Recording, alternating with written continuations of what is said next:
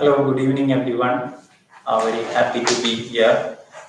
I hope everyone is able to hear me, and you can start asking the question. Today, I thought to do a session online interacting because many will be having questions, and if you have any doubts, you can type or message so that I can see it and reply to you. Also, uh, I thought that most of us are doing sitting and doing job. Some of the exercise that you can do 10 minutes or 5 minutes in office in chair, which is why this setup has been done. And if you have any questions, I welcome all your questions by message. I can see the message and reply to you. And sincerely thanking you all for joining since last 5 sessions. It's your participation is encouragement for us to do it more. So if you have any questions, you can start typing it.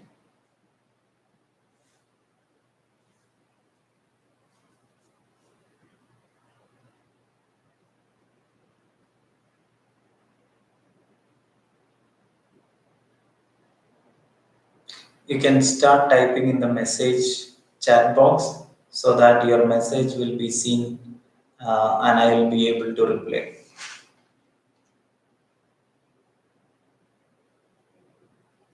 Yeah. Uh, is there any specific time of the day when it is better to perform yoga? That's a very good question. In the first session, I have explained about uh, the concept of the existence of ourself is explained in Upanishads. There will be some voice behind me and disturbance. Sorry for that. So this existence explains physical level, energy or physiological level or mental level and knowledge level. And the best time is which doesn't get much uh, disturbances for this. For an example, if I am doing it noon, 12 o'clock, any practice of yoga that may make me sweat or I'll listen so many things, I'll hear so many things. If I start doing it 9 o'clock, maybe in my home, my mother switch on the mixie, I'll get disturbances in my mind. And also if I start doing it in the middle of uh, any places like which is not clean, which disturb us. So all this physical, physiological and mental distraction should reduce, so you get better attention and focus. So the best time, if you choose, it would be morning. As we know, these distractions, for an example, it will be very silent, so you don't get many distractions. So it will be not so cold or not so warm, like that climate, place, silence, all this will benefit you if you do it in early morning. So I would suggest 6 to or 5:30 to 6 or 6 to 6:30 would be, or early morning would be the best ideal time to reduce the distractions and practice yoga.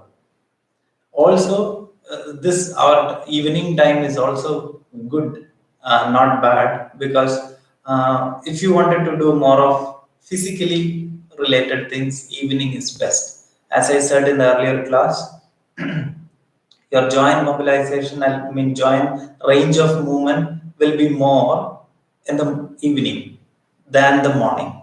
So morning, if you wanted to do physical related postures and things, then you need more of loosening exercise and such things. So you can choose it in the evening. So, but evening there is distractions. Maybe when we practice yoga, maybe our someone will come or messages, phone call. Now that is the biggest distraction. All those distraction come. The ideal time is when there is less distraction. If it is noon, at 12 o'clock. It's convenient for you, yes. And distraction also some related to your physiological call and all this. For an example, if I'm practicing and my distraction is my bladder is full, then that has to be minimized. Such thing is the ideal time. But if you to look into the 24 hours clock, the best ideal time is early morning is the best time to practice yoga, or late evening. I mean 6 o'clock, 7 o'clock. That would be the best time to practice any form of yoga or even studies. That can be the best time. Now I'll take the second question. Thank you for that question. I have attended all the previous sessions. Can you please tell me exactly how many times we need to do each exercise daily? So this is we can see this is a training. You will be learning set one, two, three. For an example, I have taught you 7 postures. How many times you need to do? Is that the question? So this you should make your timetable by taking this a module of 20 to 30 minutes of practice. That's the ideal way to do it. 20 to 30 minutes. 30 minutes a day is very good enough. And like this, and noon some 10 minutes, and evening some 10 minutes, or before sleeping 5 minutes. Some just sit in a quiet place like a meditation. So altogether you are doing some 45 minutes in a day, and this differs from person to person, I can say in that way, because if you are seriously looking for a back pain, then you need more on back muscle strengthening postures and related things. If you are looking for your stress level or anxiety, then you need some other set of postures. But if you are looking for your fitness and maintain your weight, then you can practice surya namaskara for 20 minutes. There are many many things that you can practice. There is nothing like you have to practice this in 10 minutes or 10 counts. No, it's you select yours. You have to reach to that level by practicing yourself. That would be the ideal thing. Or roughly some 10 minutes of breathing exercises, of 10 minutes of pranayama, and 10 to 15 minutes of physical like postures and surya namaskara would be the best things to practice and do the rounds. Next, good evening. Good evening, ma'am. Since we are practicing it in the evening, how long we should not eat the food before practicing? Before practicing yoga. Okay. Before practicing yoga, see, we are not started. Now we started like the Surya Namaskar yesterday, and upcoming session also will be Surya Namaskar. It's little intense. And if you see yoga in terms of all the postures, each and every posture when you do, it's focused on your abdomen. Whether you bend back or bend backwards, side, all focus on your central abdominal region. If you do any posture related, even if you do Surya Namaskar, a complete bend, stretch, everything is coming for your abdomen, and all your muscles and legs and things like that. So uh, it should be empty. So gastric emptying at least takes 3 hours. So if I have my lunch at 1:30, I can do 2:30, 3:30, 4:30. 4:30, 5 o'clock, I can start my practice. And now this question has come because you have come from office, and before 6 o'clock you had some tea and snacks, and that should be there or not. That's a question I understood. But you can, but it, there will be chances that you can have indigestion. Like as soon as after having food, you need so much of energy and focus on mixing it well. It's so much energy is required for digestion.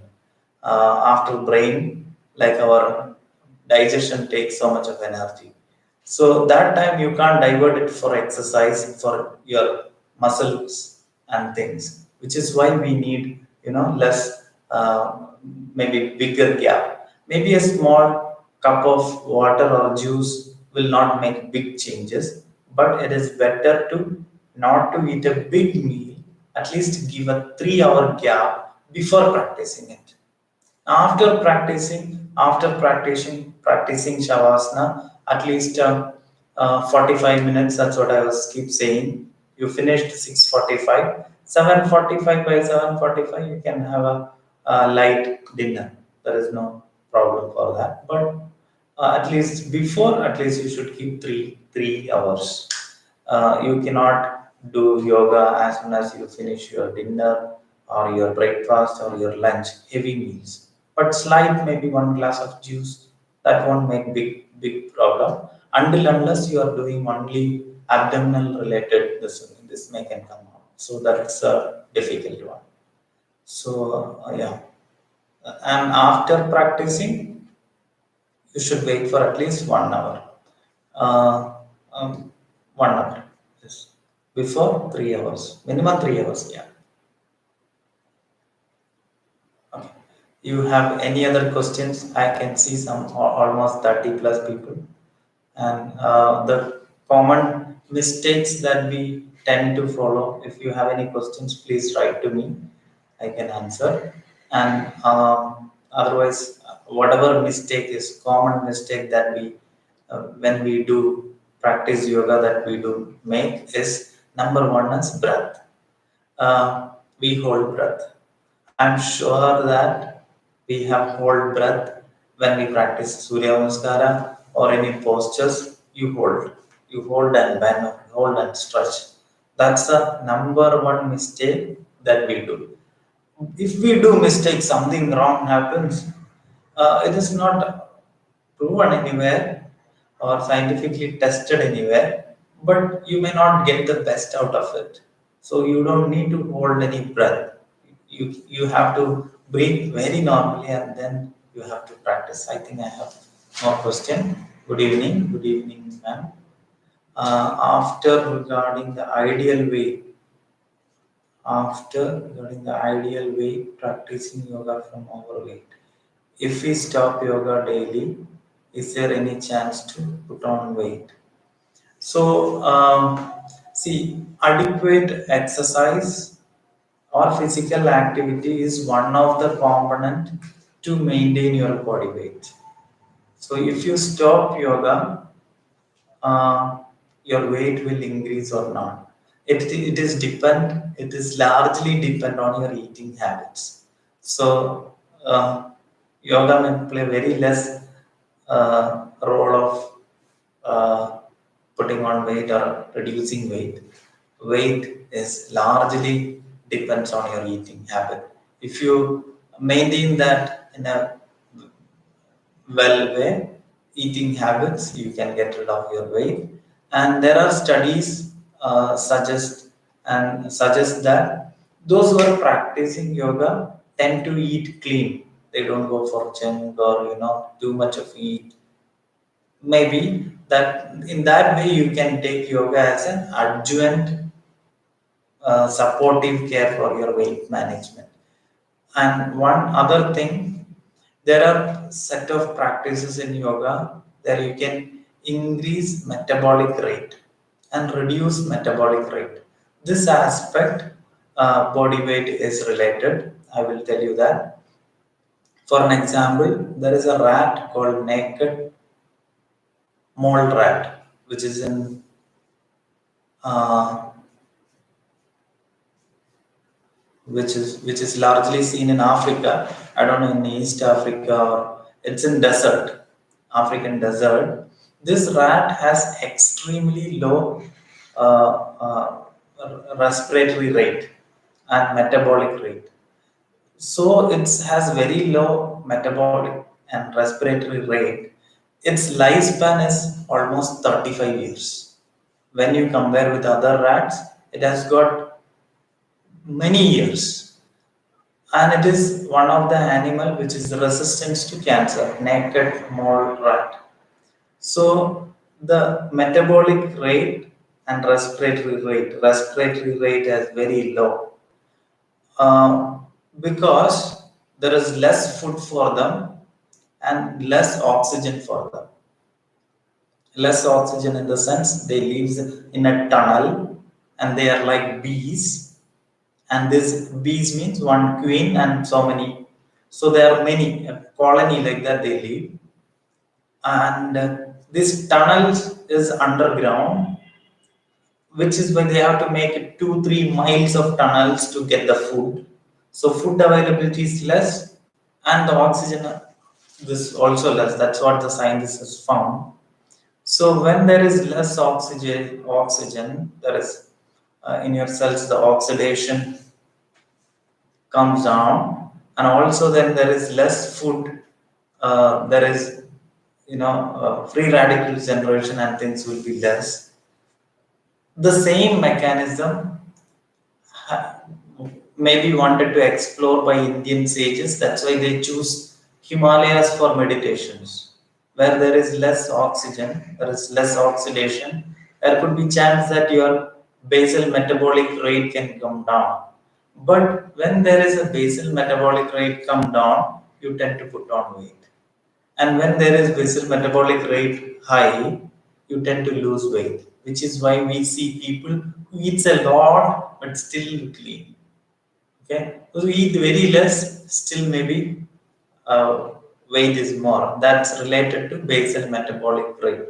And if there are few studies in yoga, you can increase and reduce the basal metabolic rate by different breathing techniques. So maybe weight reduction, there are few practices on right nostril breathing that can increase the basal metabolic rate. All those studies are there that we can see, and maybe that way. But I won't suggest all of this. I just said this to give you some information about it. I suggest for weight reduction is your eating habit. So you have to choose neat, clean eating for weight reduction. Maybe that in some other time I can give a brief explanation. Uh, Vidya, ma'am. Hello, sir. Hello, ma'am. Which asana will help me to reduce back pain and reduce anxiety? Okay, back pain. Most of us will have back pain once or other in our lifetime, and 80 percentage of our population can have back pain.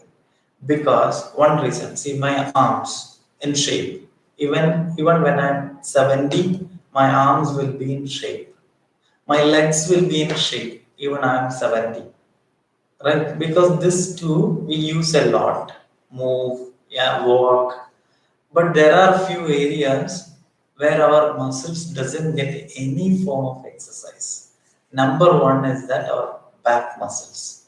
If this is spine, side of this, both side, paravertebral muscles. If you look into normal our Indian people's back, this is just spongy and flabby, no muscles, which means we are not using it because see this posture. And also there is we have this more abdominal wall. Then when this is more, as you know, the pregnant woman's the back muscle, the curve changes, right? The same way when we become little more this, the changes in the curve happens. That's also cause pain. And also you have the weakest paravertebral muscles. We practiced Bhujangasana in breathing as you inhale, stretch up and exhale down. Inhale up, exhale down. That you do 30 times in the morning, 30 times in the evening, 30 times before you sleep. So 90 times a day. That is one of the postures that you can practice 90 times. So that's somehow little. And also I should not blindly say if it is the pain is related to any nerve compression or anything that I have to see. But if the pain is related to weak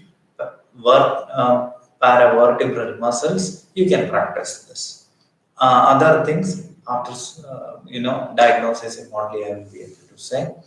But this we can do a lot for strengthening back muscles for any back pain. strengthening back muscles would be one of the strategies to minimize the pain. It may not cure you or may not give you complete reduction, but minimize pain, you need better back muscles. For that, those postures would be good. And second is anxiety. Anxiety is like you have two nervous system, one category sympathetic and parasympathetic nervous system. It comes under autonomic nervous system, two branches. Parasympathetic is rest and digest. Now I'm sitting quietly, my parasympathetic nervous system has to be dominant now. Okay, but when I drive, there is something in front there, or if I see a snake, that's a typical example we give all the time. When you see a snake, you should run or fight. That response is called sympathetic nervous system, where your muscles are ready, your breath rate are high because demands is there for blood supply, your heart rate will go high. All this is sign of sympathetic nervous system, which leads you may have some anxiety. People always in this drive, like always as you see the snake. For that, the best thing is focusing on your breath. You have to come back to sympathetic nervous system. This we can check by polygraph, lie detecting machine. You might have heard about it. We can literally machine by machine we can check you whether if you have more sympathetic activity or not. Even the tube light which is above me will give my sympathetic nervous system activation. So you have to be practicing relaxation technique and breathing exercises and some of the pranayamas.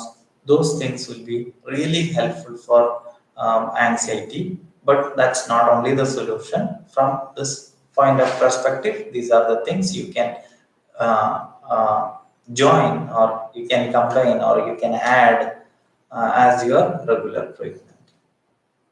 Okay, yoga only reduce weight or can we increase our weight also? Actually, yoga is not at all for health but perfect benefit. Yoga is an ancient philosophy for living life, way of life. But last 40 to 50 years, we could see lots of researchers from Western countries doing lots of research on yoga for their health benefits. And they found many, and they could understand the sympathetic, parasympathetic, and things like that. So I would say that don't use yoga like a tool for every disease. That's wrong. For an example, yoga should be like taking bath or brushing. It's our daily habit. Are we doing to prevent anything? All this? No, no. So it's a part of our life. The yoga should become like that every day in your life. 10 or 15 minutes in the morning or 10 or 15 minutes in the evening, altogether some 30 minutes you are doing. So that accumulating factor, for an example, if I have done last 10, 12 years that every day 30 minutes, my better back muscle would be there. I wouldn't have any pain later. So this would help me a lot. So that way, don't take it to reduce and increase. Even you can manage and manipulate some of the body function by practicing yoga. As I said, the manipulation in breath by basal metabolic rate. But this has to be seriously tested scientifically, and it is going on. Nothing conclusive as of now for reducing or increasing the weight. Okay. Next question. Can yoga be done without an instructor? Is self practice harmful? If you know one technique, for an example, rightly, see that's what I said, the fourth layer of, that existence, knowledge level. That's important in any field, not only yoga or any field or anywhere. You get the right knowledge, then you can practice it. But when you have the right knowledge, sometimes you need to have license to practice it. Those things we know already. So not that, but yoga is just a tool. But once you learn, it well, a few techniques. For an example, you learn it well to do Surya Namaskara in 1 month. From okay, we train you here for 1 month. Then you are your own. You can practice. You don't need any instructor. But if you're trying something new, okay, learn it. Get that knowledge from someone who learned already, and then you practice by yourself. That's always encouraged. That is what the intention of this session also. We are trying to reach to you and train you. That's what in the first class I said. We are training. It is not a yoga session. We are training to, kind of learn some few techniques, not entire things. We don't need everything. We need four, five, six, maximum six techniques or postures or breathing things for daily our practice. That is more than enough, so that can be done. So instructor is not always required, but if you have, you are lucky.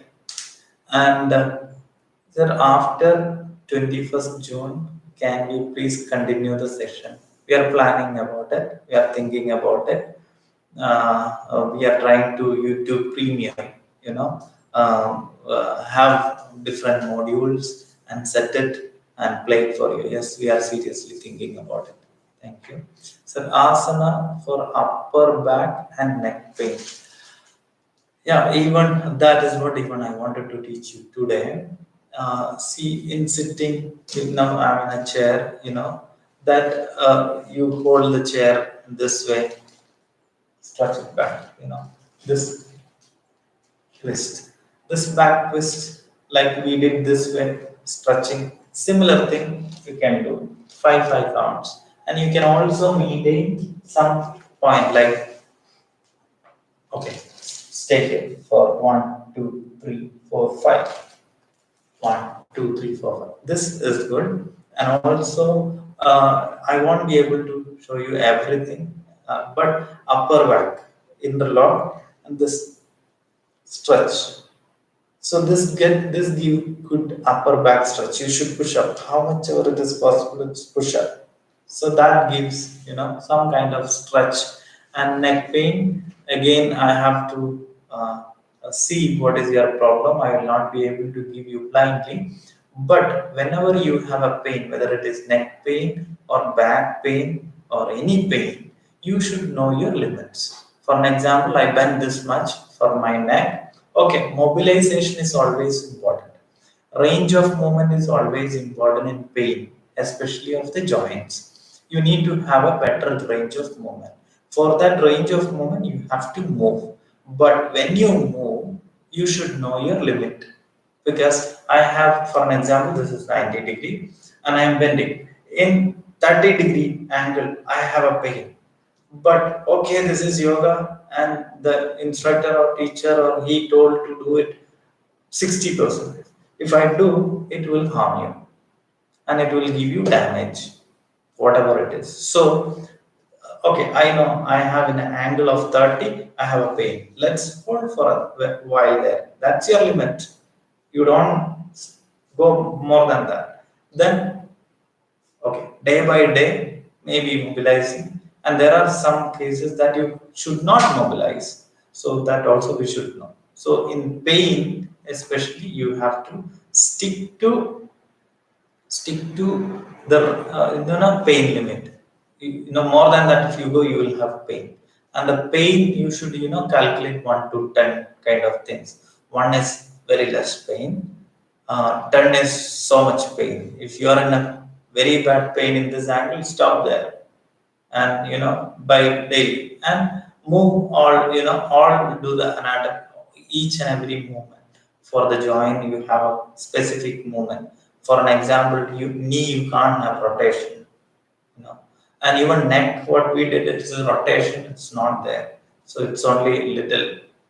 But for especially for neck pain and all this, you can go for all movement. Even there is resistant movements. You may have to do such things by looking at your real problem in real way. But if I say here, you do something, and if some wrong thing happens, won't be good. So we have to be careful in that. Okay, and next. and strengthening it, right? Also knee pain. Yes, the pain which is really set. Okay. Any pain, know your limits. Stop there when you have a pain. Don't stretch it more. If you stretch it more, you're going to be in trouble. You're going to have damage. Don't do that. Sometimes when you have pain, rest is the first treatment. And the second, you can do the mobilization, but very limited way. Need to understand that. Okay. Now, in the chair, I was telling. I think any more questions, please. You can keep messaging. Yeah. In the chair, what all we can do. In office, what all we can do. Um, in the office, I remember the first session. I said to do calf muscle exercise or toe standing. Toe standing to do, you need just 10 seconds for 10 movement. Lift up, down, toe standing. Even you can stand here and then do toe standing in your office, in your table. Just 10 seconds. Okay, 20 seconds you need to do 10 times. So you need 1 minute to do 30 times, not more than that. So that you can do. That you should be doing it a little because most of them are lift, keeping the leg, sitting position, no much, no work. That no muscle doesn't have any work if you simply sit, and that's why we have this muscle doesn't have any work. It's just it's coming out, and then your back muscles are getting weaker because we are writing, moving hand and walking. Two muscle group, legs and hands in shape, remaining not in shape because those muscles are not in action. So at least your calf muscle make it in action, which will help you in many aspects, especially lifting your blood up, good circulation. So calf muscle exercise is the number one practice that you should be doing in your uh, in your office chair. Yeah, I have a question. Good evening, sir. Good evening. Can we cure high blood pressure using yoga? There has been little studies and um, publications has done in hypertension and yoga. Some of the systematic reviews and analysis has been done. It's been, cure is a tricky word. Cure is a tricky word. Yoga alone may not help you, but it can be an adjuvant therapy or a good lifestyle module to stick on for improving your quality of life in hypertension. In hypertension, there are so many other causes, foods, and things. We will not be able to completely cure most of the diseases, lifestyle disorders, especially, and metabolic disorders. And for that, your quality of life could be improved, and you could improve your physiological functions in so many aspects that would benefit your blood pressure. So those things can be done, and it's been reported, and it's been tested, and it's been presented scientifically. So there are so many techniques that you can use it. One of the simplest one is shavasana, but you just sleep off. But shavasana is considered as one of the best tool for relaxing. So that would help you a lot. And there are breathing techniques and pranayamas that is being shown that it's helpful for hypertension in many research studies. As it suggests, it's supportive, not curative. So number one, I said in office you have to do toe standing, and in office second thing you can do is this. When you stretch it this way, it's good. Some 10 times. And also what breathing we did, this inhale and exhale, this stretch, an angle, and this 90s. This we can do. And third thing you can do, twist your back. Okay, this much, this three things. And also main important, if you can do, or those who have pain, sit-ups. Don't sit in chair, but up to sitting and do this sit-ups some 10 times. So all together you may spend not more than 5 minutes in your office for doing all this. And yeah, all this is possible. Five minutes means you're not taking so much time in office to do yoga, but you are taking 5 6 minutes. That 5 to 6 minutes may improve your, uh, you may be slightly sleepy sometimes in the afternoon when you can do this. So which will in another way would enhance your productivity, so you will be more active. And those things you can do to do this light things whichever I said. Food things are not big issue. Even after having, as soon as having twist you remove it, other things can be done. Toe standing can be done, your neck movement can be done, your stretch can be done. These things can be done. Yeah. Now we have another question.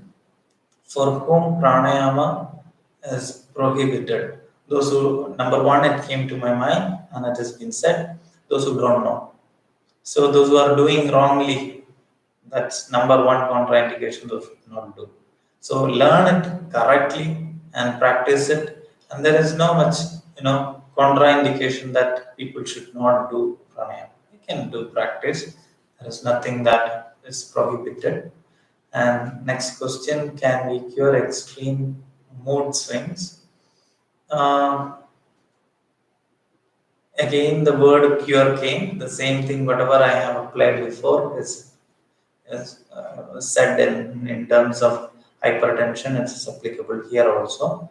But again, would enhance your, even when you practice.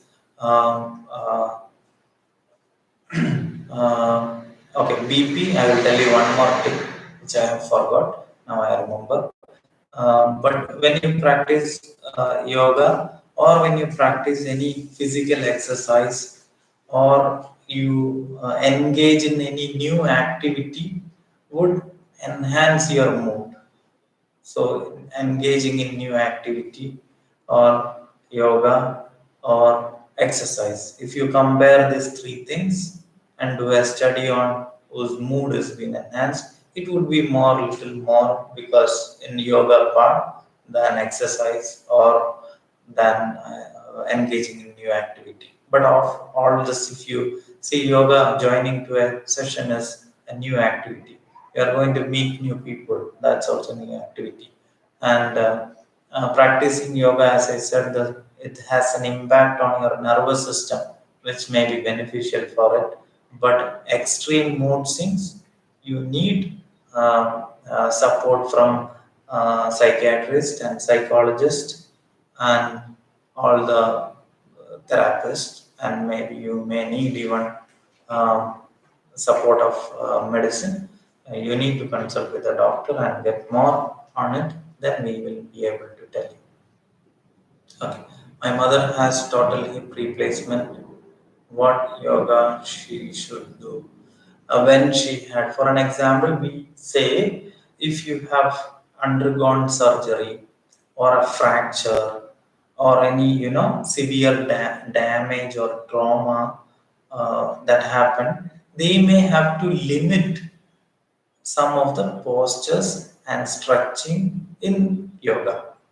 But when you consider yoga as an exercise, you may have to stop all this. But if you consider breathing exercise, meditation, relaxation technique as yoga, and these also components of yoga that can be practiced. Even if you are lying on hospital bed, a relaxation technique or a breathing exercises, is very much supportive for the existing treatment as well, which is why NIH, National Institute of Health, in complementary and alternative medicine, they said yoga is one of the leading adjuvant therapy for many problems. So even the hip replacement is done and taking rest, they must do some relaxation technique. They can do some breathing exercise in sitting position, and they can do some pranayamas, and they have to plan that and do it regularly for 30 to 40 minutes or 1 hour or 2 hours. They can in the morning, noon, and evening and night, 20 minutes each would be very beneficial for their mood, at least for their quality of life, would definitely improve. Okay, those who are suffering from heart related problem, can they practice pranayama? Why not? They can definitely practice, but holding the breath is not advisable, that not necessary also. They can practice whichever heart related problem. There is no contraindications or harm by doing practicing the pranayamas. But maybe a few or other things, maybe they will say this no need, that no need. For an example, there is something called kapalbhati in pranayama, which is there is something called bellows breath, inhalation and exhalation too much. That those types of pranayamas may be not recommended by looking at their severity or problems. They won't recommend, but simple breath focusing, ratio breath, alternate nostril breathing, and ujjayi breathing, brahmari, all this can be practiced very easily, and there is no problem. She has done 2 years back, and then she can start doing loosening exercise. I think the hip, right, 2 years back, she can do minimal loosening exercises, all this joints mobilization, and she should do, and she can do, and make sure she there is a problem in walking. I don't know the condition, we have to see. uh, Minimize the risk of fall. That is the primary important thing that you have to focus. Minimize the risk of fall. So if they are doing in bed or chair also, is recommended. So that you have to see. Rheumatoid arthritis patient can they do yoga? If they, if any asanas for that, not exactly. See, one of the main thing what we see in rheumatoid arthritis is small joints and stiffness in the morning. They can definitely go for doing uh, uh, loosening exercise in the morning. There is no problem, and there is no particular thing that this asana will going to cure you from. No. And rheumatoid arthritis, inflammatory markers and things will be good. I would suggest, rather than yoga, have to go into a strictly dietary regimen, and some of the, inflammation which can reduce by anti-inflammatory molecules like omega-3 would be very beneficial for them. Not just yoga. As I said, yoga is not a tool for all the disease, but if you practice it like everyday basis, like a brushing and taking bath, if you adapt this in your lifestyle, it is a good tool to keep it within your lifestyle. So it is not this disease, that disease. Nowadays we are using and we are hearing this a lot. Okay, this can be helpful, this can be helpful. Yes, yes, yes, that way it is coming. But I would suggest from childhood you should learn few things and adopt it from your school time, from childhood, and practice. If you are 45 now, you start. If you are 65, start now. At least you have so much of time, so practice. So that's all. Not if I have only this problem, am I going to get results out of this? It's not like that. You adapt this in your daily regimen. That is what most significant changes that can have in your life. Um, 2 years back, yeah, extreme will pranayama work. Uh, for extreme mood swing, I think I have answered that. Can we cure uh, mood swings. See, I said, may require medicine and may require, you know, pranayama would be helpful, as I said just now. This would be adapting in your lifestyle. Don't look for a complete solution by yoga. Yoga, you adapt in your lifestyle and do all other things as well.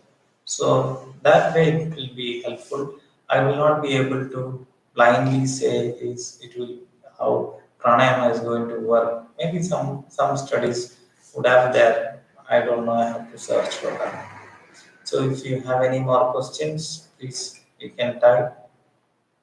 And also, please share and subscribe our channel for to get the update. You can even share with your friends. You can share with your colleagues if you like, or if you wanted to practice the session in the upcoming days. Yeah.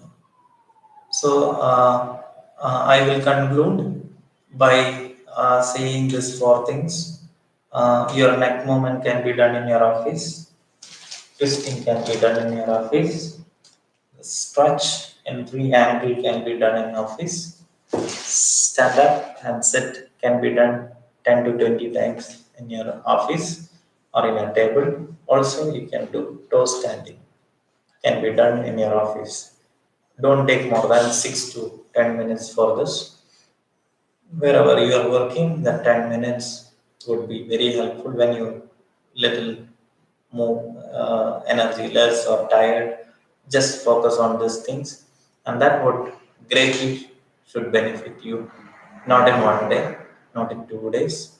This when it become part of your life. So yoga has to become part of your life, then it will benefit you largely. I hope I could clarify some of the doubt. And also, I wanted to say this: you, what we commit bigger mistake is uh, bigger mistake when we practice yoga is holding the breath. Don't do that. That's a mistake. That's a mistake. So try to avoid that, and you have to freely breathe and practice any asanas. I think I have one more question. In Virabhadrasana also we can inhale and exhale. No, sir. Yes. Whenever, whichever practice that we do, we have to breathe in and out. That's only thing. You don't need to hold. That's all you need to remember. Breathe in and out. Don't hold. Thank you for everyone for this much time. I think we closed our time. We will see you tomorrow with um, training in Surya Namaskara. You learn those steps, very important. Once you learn 12 steps, then 12 steps and movement.